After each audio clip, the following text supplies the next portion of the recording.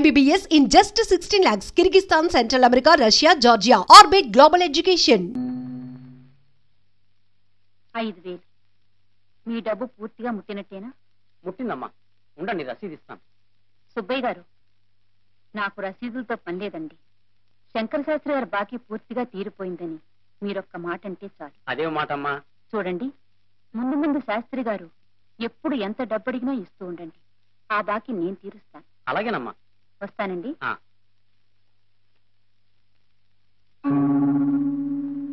సుబ్బయ్య గారు, శాస్త్రి గారు వస్తున్నారు. ఆయనకు నా గురించి ఏం చెప్పకండి. రండి పంతులు గారు, రండి, కూర్చోండి.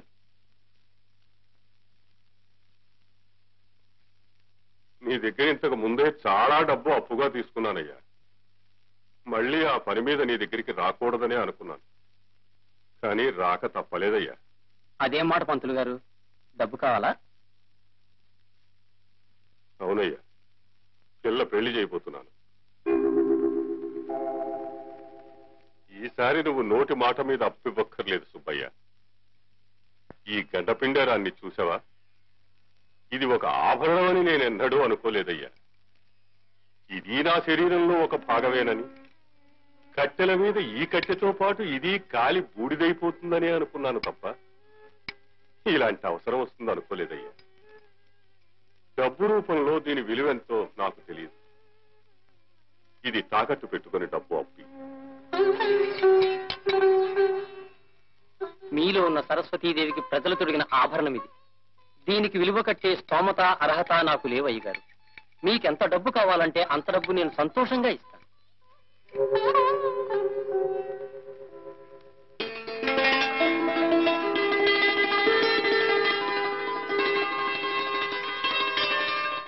ఎంత రాశారా? ఉదయనుడు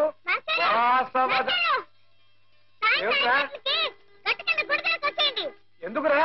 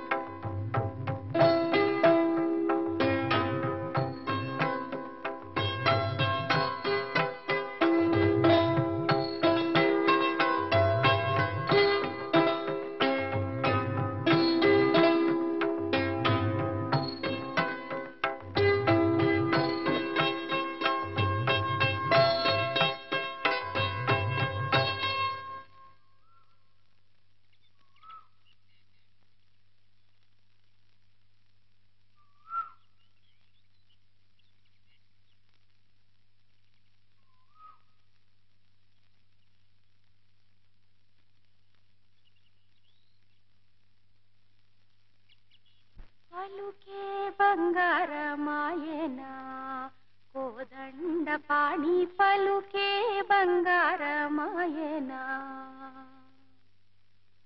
పలుకే బంగారమాయే పిలచీన పలుకవేమి, కలలో నీ నామస్మరణ మరవా చక్కని సామి, పలుకే బంగారమాయనా. ఏమిట్రా, ఏమిటిదంతా? అంతా మీ మంచికే, దానికి చెప్పుకోండి.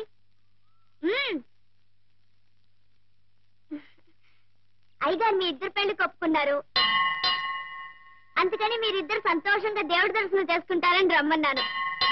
ఇక మీ ఇష్టం.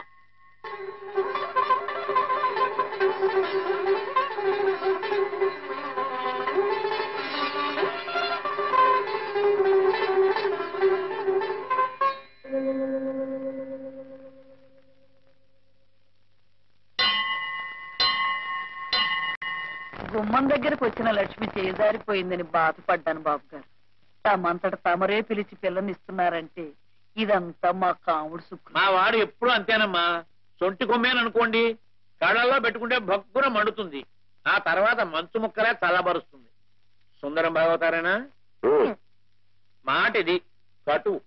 మనసు వెన్నపూస.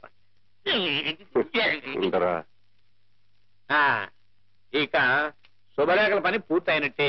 పోతే నువ్వు ఒప్పుకుంటావనే నమ్మకంతో నేను ఒక మాట ఇచ్చానురా. ఏమిట్రా అది?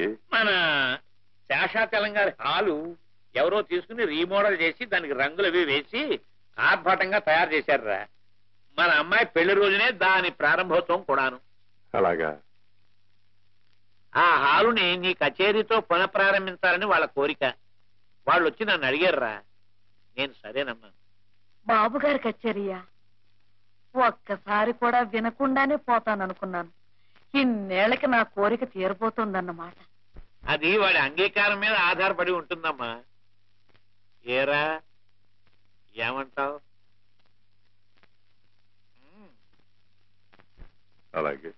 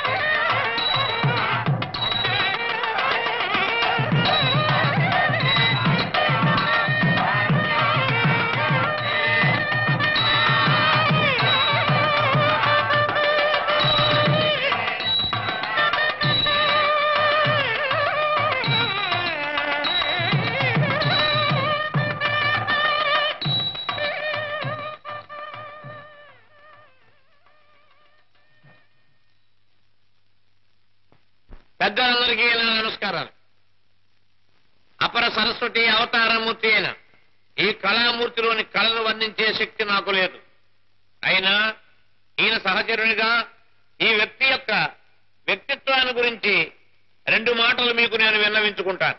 గతంలో శాస్త్రి గారి గానం వినడానికి ఆబాల గోపాలం సహజాలు ఆడిపోయేవారు, విని పులకించిపోయేవారు. ఆయన మహారాజా టీవీతో దర్జాగా బ్రతకడం నాకింకా గుర్తు. ఆ వైభవం, ఆ వెలుగు నాకింకా కళ్ళ కట్టినట్టు కనపడుతోంది. కానీ కాలక్రమేణా సంగీతంలో అనేక మార్పులు వచ్చాయి. ఉదాహరణకి వాటైనా కాటైనా, కరిచైనా కొరికైనా అనే సాహిత్యము, మలేరియా వ్యాధిగ్రస్తుని వణుకు లాంటి సంగీతము తయారయ్యాయి. అనేక శబ్దాలు, కూతలు, కేకలు, అరుపులు, నిట్టూర్పులు సంగీతంలో చోటు చేసుకున్నాయి. ఈ స్థితిలో తన గానానికి ఆదరణ లేని దశలో శ్రీ శాస్త్రి గారు తన ఇంటి 4 గోడల మధ్య అదే సభా వేదిక అనుకుని క్రిమికీటకాదులే రసికత గల శ్రోతలు అనుకుని తన సంగీత సాధనని కొనసాగిస్తూ వచ్చారు. తన సర్వస్వము అయిన సాంప్రదాయ సంగీతానికి ఈ రోజు ఇంత ఆదరణ లభించడంతో ఈ బ్రహ్మఋషి మొహంలో కొత్త తేజస్సు కనబడుతోంది. 10 కాలాల పాటు శ్రీ శాస్త్రి గారు తన గానామృతాన్ని మనకు విందు చేసే శక్తిని భగవంతుడు వారికి ప్రసాదించాలని నేను ప్రార్థిస్తూ ఉన్నాను. సెలవు.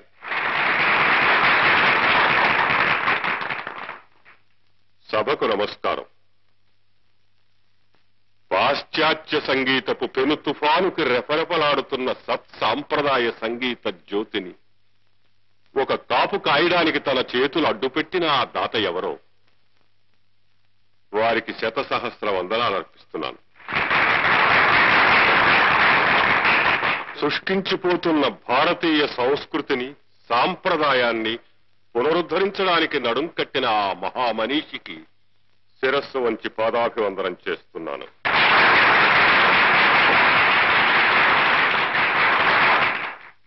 ఈ కళ జీవకళ, అజరామరమైనది. దీనికి అంతం లేదు. నిరాదరణ పొందుతున్న ఈ సంగీతాన్ని పోషించడానికి కోటికి ఒక్క వ్యక్తి ఉన్నా సరే ఈ అమృత వాహిని అనంతంగా ఇలా ప్రవహిస్తూనే ఉంటుంది. మనిషి నిలువెత్తు ధనం సంపాదించినప్పటికీ